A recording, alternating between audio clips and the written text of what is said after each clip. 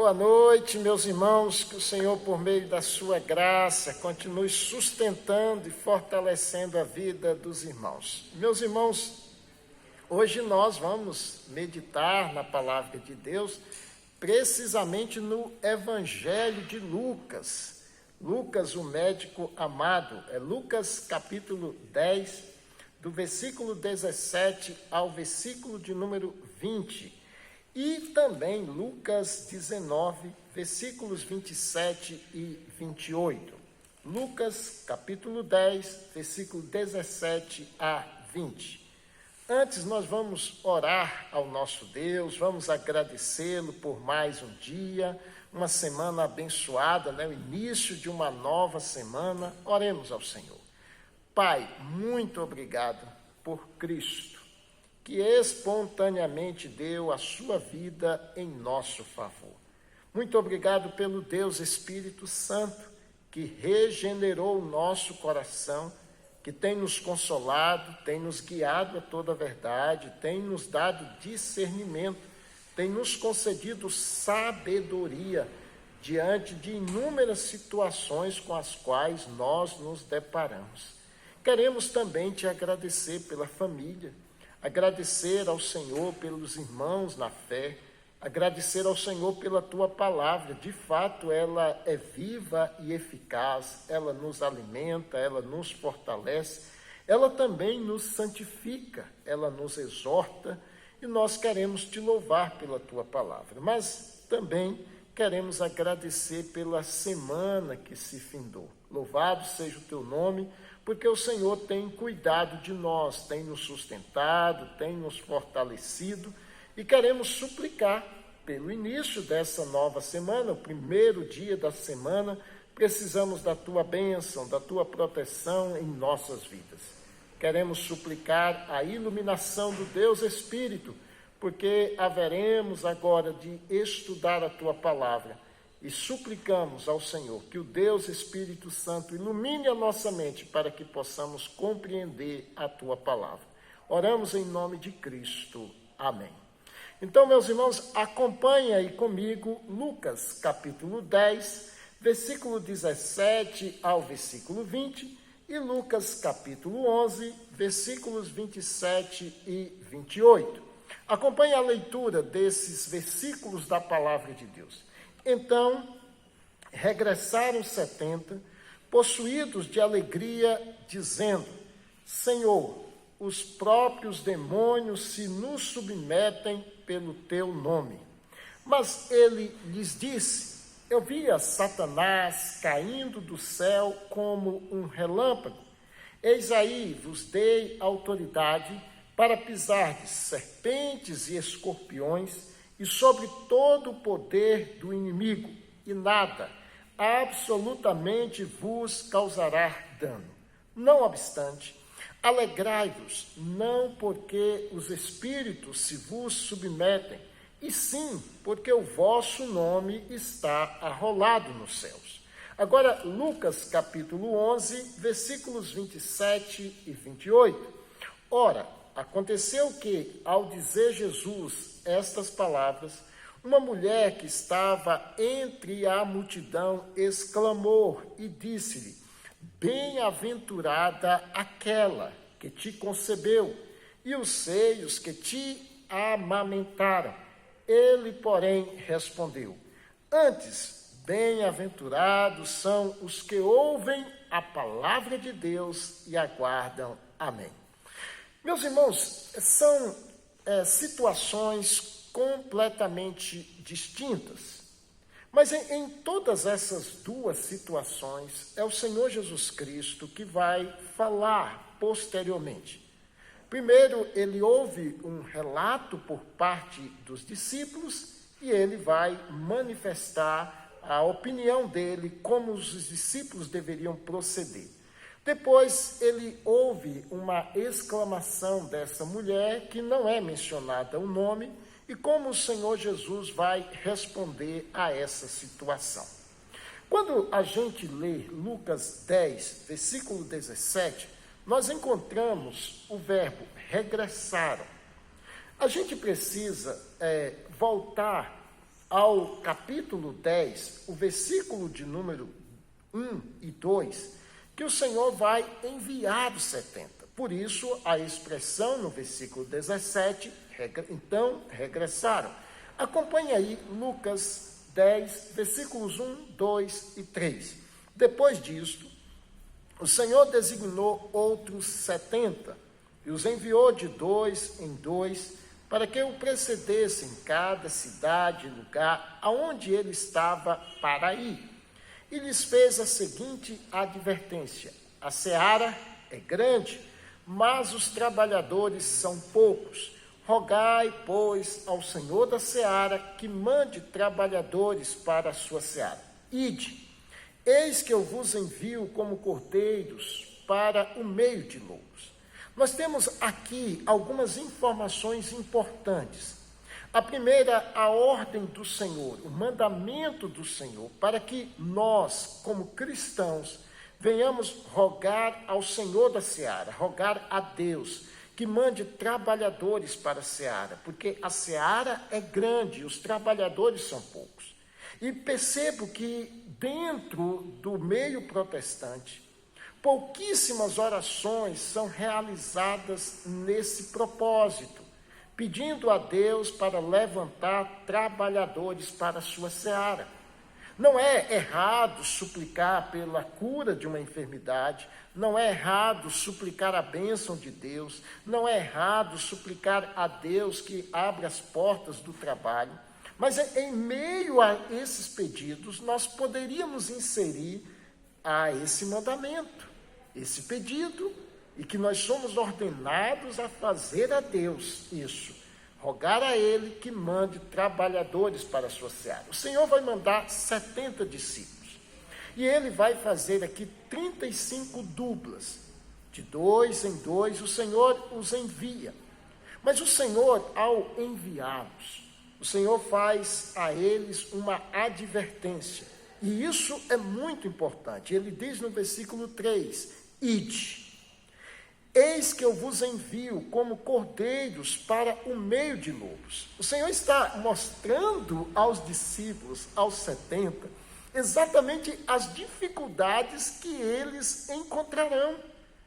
Eles irão, como ele disse, ide, mas ele está enviando esses discípulos não é para uma situação aprazível, não é para uma situação fácil. Ele está deixando bem claro que a situação que eles irão enfrentar é uma situação extremamente difícil.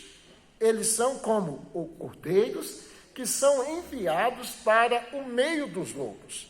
Nós muitas vezes tentamos ocultar das pessoas a dificuldade que existe em servir a Cristo, a renúncia, os problemas, as adversidades, as tribulações que nos sobrevêm nessa caminhada. E Cristo aqui está enviando e deixando bem claro a eles: eu estou enviando vocês como cordeiros para o meio de lobos. Os discípulos então vão e eles regressam. Quando eles regressaram, esse regresso aqui é algo maravilhoso. Porque no versículo de número 17, eles regressaram, todos os 70, e eles estão possuídos. É interessante esse verbo que Lucas utiliza. Geralmente, utilizamos a expressão possuídos nos evangelhos, quando encontramos, nós a vemos utilizando para se referir a pessoas que estão endemoniadas. Não é o caso. Eles estão aqui possuídos de alegria, eles estão tomados de alegria.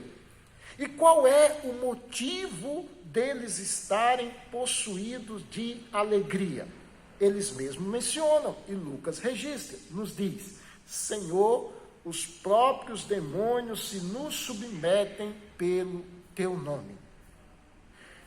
Olha, isso aconteceu, eles estão relatando, mas nem sempre eles tiveram êxito. Volte comigo, Lucas capítulo 9, versículo de número 40. você vai ver que o Senhor Jesus está no monte.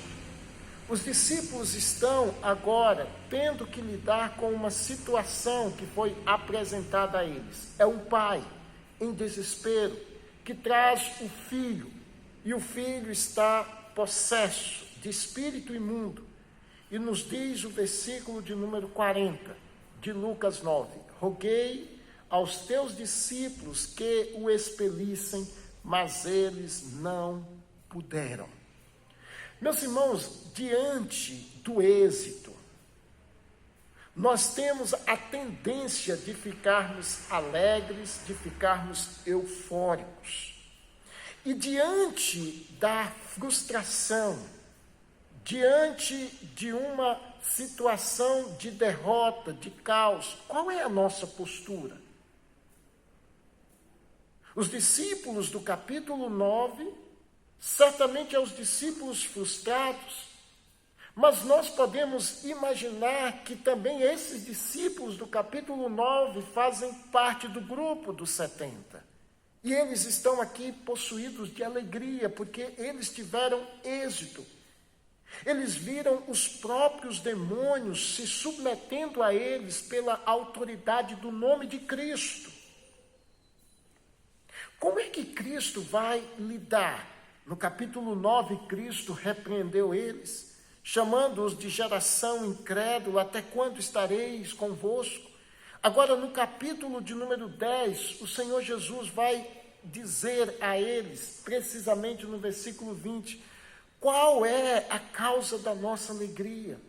Não deve ser o sucesso ministerial, não deve ser o êxito em muitas coisas. Não, a causa da nossa alegria deve ser a salvação em Cristo Jesus.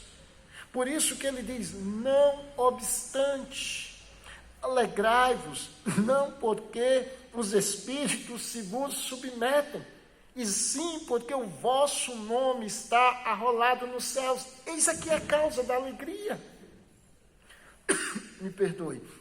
Se nós olharmos para as nossas vidas, muitas vezes nós evidenciamos a nossa alegria por as coisas efêmeras, por as coisas transitórias que nos acontecem. Não, a nossa alegria deve ser exatamente porque o nosso nome está rolado nos céus, porque o nosso nome está escrito no livro da vida, conforme João em Apocalipse. A nossa alegria deve ser porque nós temos Cristo como nosso Senhor e Salvador. Por isso, a cada dia, você deve se perguntar: qual é a causa da minha alegria? São as coisas que me acontecem? Ou a causa da minha alegria é a salvação em Cristo Jesus? É o meu nome está arrolado nos céus. A causa da minha alegria é porque Deus em Cristo escreveu o meu nome no livro da vida. O segundo momento que nós vimos é Lucas 11. O Senhor Jesus Cristo está ali realizando milagres. E não somente milagres, Ele está ensinando a palavra de Deus. E aí nós temos no versículo 27 de Lucas 11: ora, aconteceu que ao dizer Jesus estas palavras, uma mulher que estava entre a multidão exclamou e disse-lhe: bem-aventurada aquela que te concebeu, e os seios que te amamentaram. Olha, as pessoas, elas demonstram esse entusiasmo, demonstram a sua emoção quando contemplam crianças, adolescentes, jovens, que têm atitudes dignas de elogio. E aqui, essa mulher, ela não é diferente. Ela, quando ouve as palavras de Cristo, ela se sentiu tão emocionada, que ela passa a exclamar diante de toda aquela multidão. Ela não mede as palavras. A sua emoção é tão grande que ela exclama: bem-aventurada, feliz aquela que te concebeu, feliz aquela cujos seios te amamentaram. Isso é uma referência a Maria, a mãe do Senhor Jesus Cristo. Só que o Senhor Jesus Cristo vai corrigir isso. Não é que Maria não foi feliz em trazer Cristo, em ser instrumento de Deus para trazer Cristo ao mundo. Que Maria não foi feliz por utilizar os seus seios para amamentar Jesus. Não. Cristo vai mostrar que a felicidade não reside nisso. E ele vai dizer, versículo de número 28, ele, porém, respondeu: antes, bem-aventurados são os que ouvem a palavra de Deus e aguardam. E aí eu te pergunto, quem é que ouve a palavra de Deus? Você poderia me dizer, todas as pessoas? Não. Quando você ler o Evangelho de João, capítulo 8, quando você ler o Evangelho de João, capítulo 10, você vai saber exatamente quem é que ouve a palavra de Deus.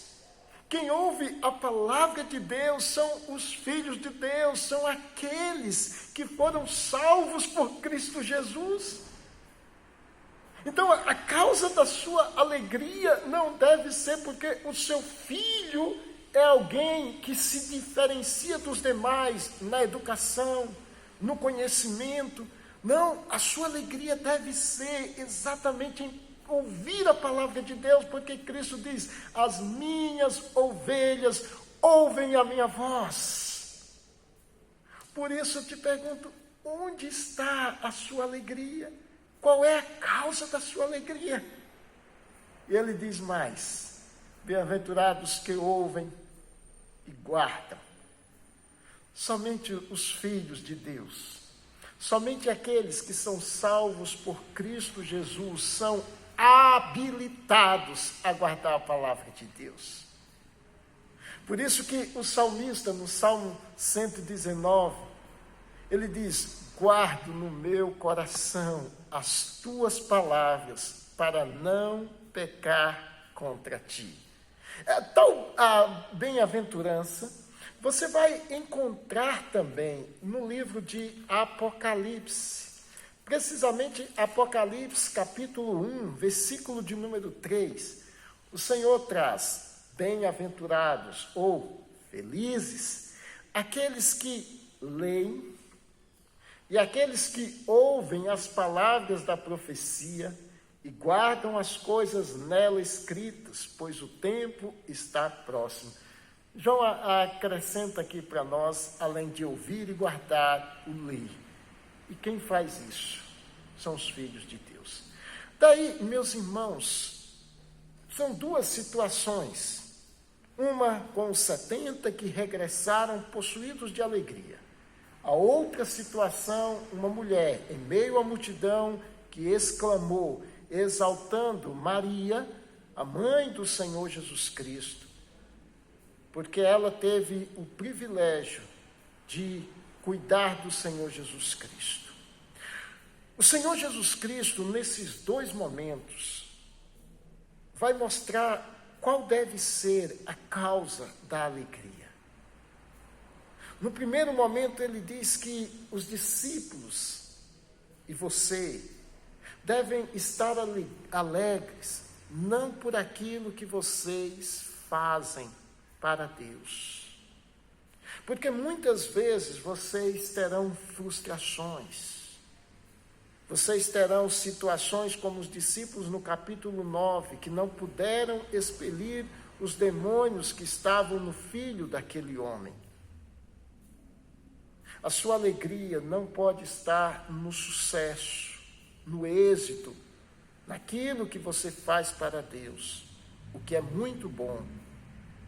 Mas a sua alegria deve estar em ter o teu nome arrolado nos céus, de ter o seu nome escrito no livro da vida, de ser salvo, por Cristo Jesus. Segundo, você deve ser alegre, feliz, por ouvir a palavra de Deus,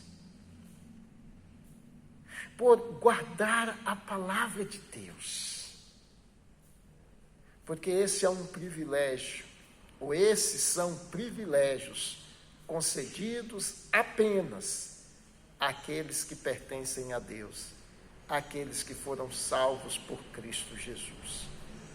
Que Deus nos abençoe e que Deus a cada dia nos ajude a analisar a nossa mente, o nosso coração, para ver qual é a causa da nossa alegria.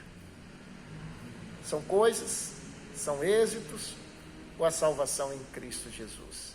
Que Deus nos abençoe hoje e sempre. Vamos orar?